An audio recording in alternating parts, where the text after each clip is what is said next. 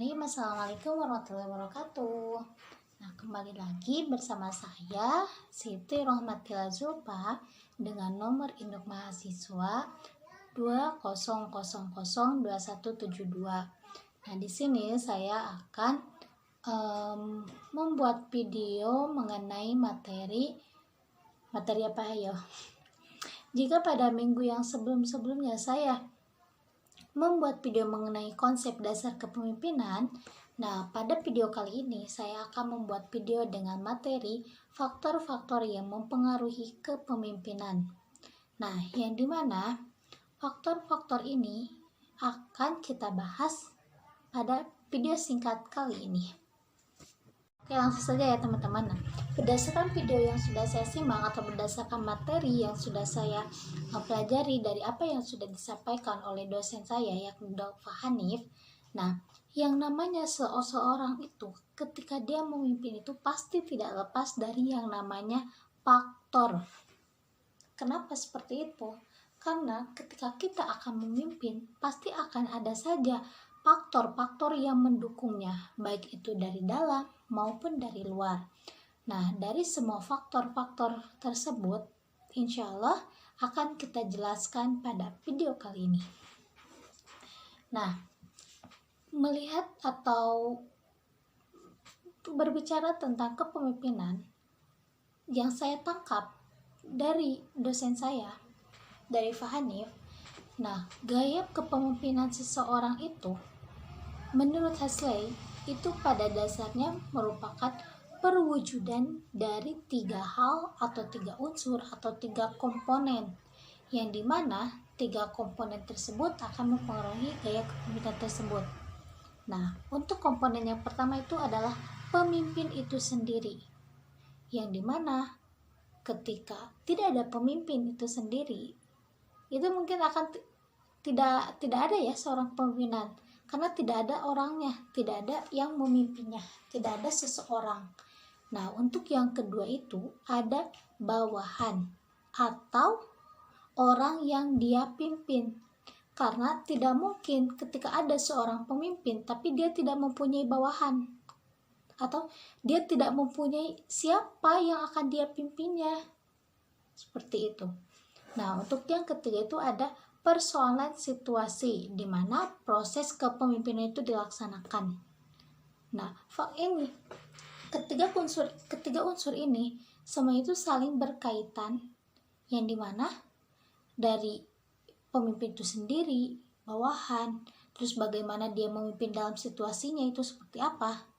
Nah, ketiga unsur itu saling berkaitan membentuk sebuah gaya kepemimpinan. Nah, mungkin itu ya dari unsur-unsurnya baru sekilas gitu. Nah, untuk lebih lanjutnya kita akan bahas sedikit mengenai kepemimpinan seseorang itu atau kepemimpinan itu dipengaruhi oleh 3 faktor.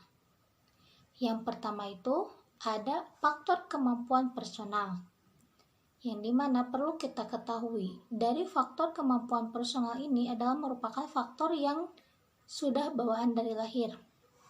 Saya contohkan seperti ini. Seseorang yang sudah ditakdirkan menjadi seorang pemimpin, kemudian dia mendapatkan lingkungan yang benar-benar mendukung dari segi edukatifnya maupun dari sisi keluarga ataupun lingkungan masyarakat tempat dia tinggal, itu pasti akan lebih membentuk sebuah pemimpin yang baik atau pemimpin yang mungkin insya Allah bisa ya baik lah gitu ya.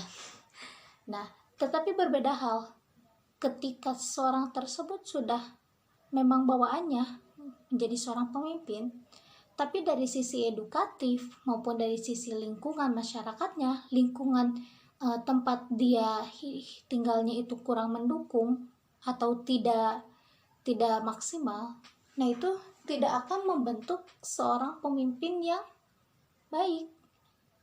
Karena kalau hanya kalau hanya bermodalkan bawaan saja, itu pasti akan kurang maksimal. Berbeda halnya seperti persoalan yang pertama, udah bawaan dari lahir, kemudian dari sisi lingkungan masyarakatnya, edukatifnya juga mendukung. Nah, beda hal terus untuk persoalan yang ketiga, dari segi bawaan dia tidak mempunyai bawaan seorang pemimpin, tapi dari segi edukatif, lingkungan, mungkin itu dia terjaga gitu.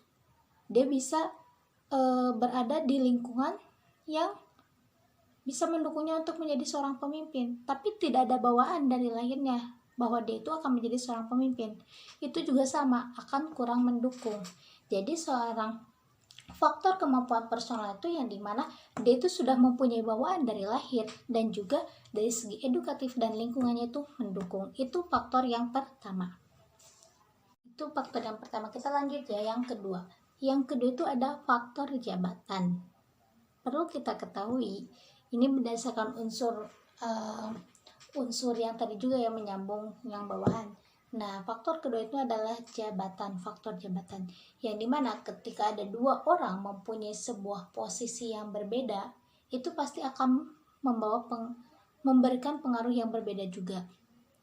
Misalkan saya sebagai pemimpin dan si Fulan sebagai bawahan.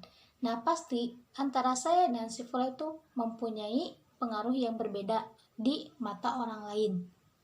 Jadi, seorang pemimpin tersebut harus bisa mempengaruhi orang lain dari faktor atau dari jabatan yang sudah dia miliki, seperti itu. Seorang pemimpin yang mempunyai jabatan lebih tinggi pasti itu akan lebih banyak berpengaruh kepada orang lain. Misalkan di sebuah kantor, saya sebagai seorang manajer, tapi saya sebagai seorang pemimpin, tapi saya juga masih mempunyai pimpinan gitu. Nah, pimpinan yang saya itu, yang paling atas, dia mempunyai pengaruh yang lebih besar, meskipun posisi secara umumnya saya juga seorang pimpinan, tapi dari segi kelas itu berbeda. Nah, itu juga akan mempengaruhi, ya, seperti itu. Itu mungkin yang kedua, faktor jabatan. Nah, untuk yang ketiga itu ada faktor situasi dan kondisi.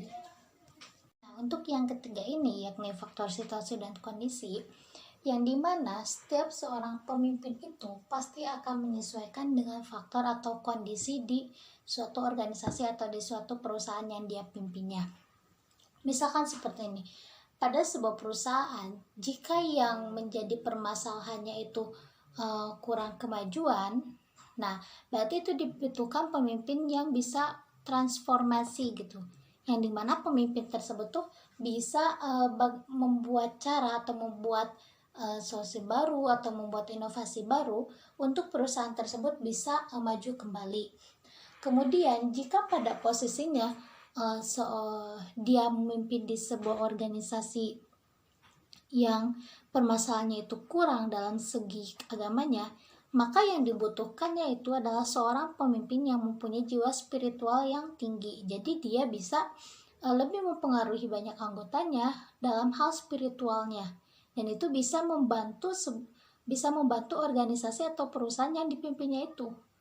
Jadi seorang pemimpin itu sangat dipengaruhi oleh kondisi dan situasi tempat yang dipimpinnya gitu.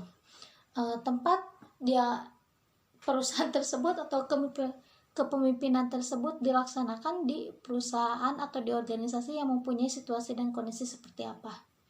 Jadi itu pasti sangat mempengaruhi sekali dari gaya kepemimpinannya. Seperti itu mungkin teman-teman semua. Nah, mungkin itu ya sekilas penjelasan dari saya mengenai faktor-faktor yang mempengaruhi kepemimpinan. Sebelumnya saya mengucapkan mohon maaf sebanyak-banyaknya apabila dalam penyampaiannya ini saya banyak kesalahan dalam diksi atau dalam penempatan katanya, kemudian masih banyak kekurangannya lain-lain sebagainya, ataupun ada dalam salah penyebutan untuk semua pihak. Saya mohon maaf yang sebesar-besarnya dan terima kasih bagi yang sudah berkunjung. Cukup sekian dari saya. Wassalamualaikum warahmatullahi wabarakatuh.